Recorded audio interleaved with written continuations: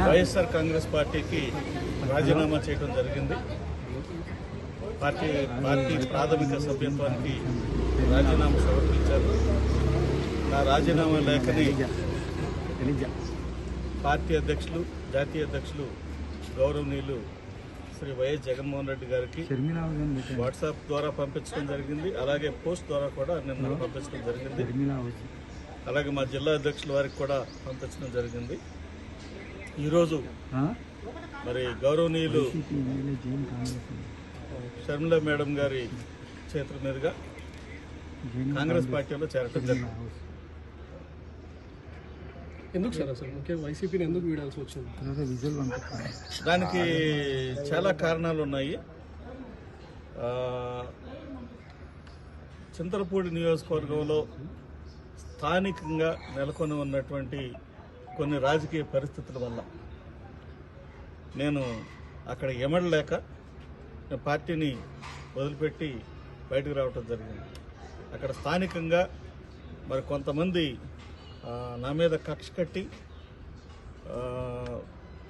అనేక రకాలుగా నన్ను ఇబ్బంది పెట్టాలని, అవమానపరచాలని, చాలా అంటే హేయమైన చర్యలకు పాల్పడ్డారు. అదేంటంటే ఒక సిట్టింగ్ ఎమ్మెల్యేగా నేను ఉండగానే వేరొకరితోటి మరి శంకుస్థాపనలు, ఓపెనింగ్లు చేయటం, అలాగే శిలాఫలకం మీద ఉన్నటువంటి నా బొమ్మను కూడా రాయితోటి చెరిపేయడానికి మరి పాల్పడ్డారు.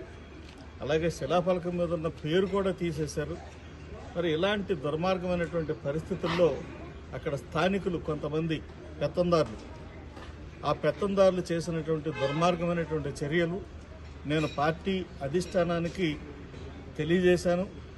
చాలాసార్లు ప్రెస్లో మాట్లాడాను, మీడియాతో మాట్లాడాను. మరి ఈ రకంగా ఉంటే ఇబ్బంది కలుగుతుందని కూడా చెప్పాను. అయితే పార్టీ పెద్దలు ఎవరు కూడా మరి దాన్ని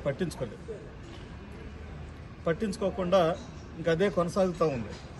అలాగే మరి మా పార్టీ అని అనుకుని నేను ఎంతో కష్టపడి నేను పనిచేశాను.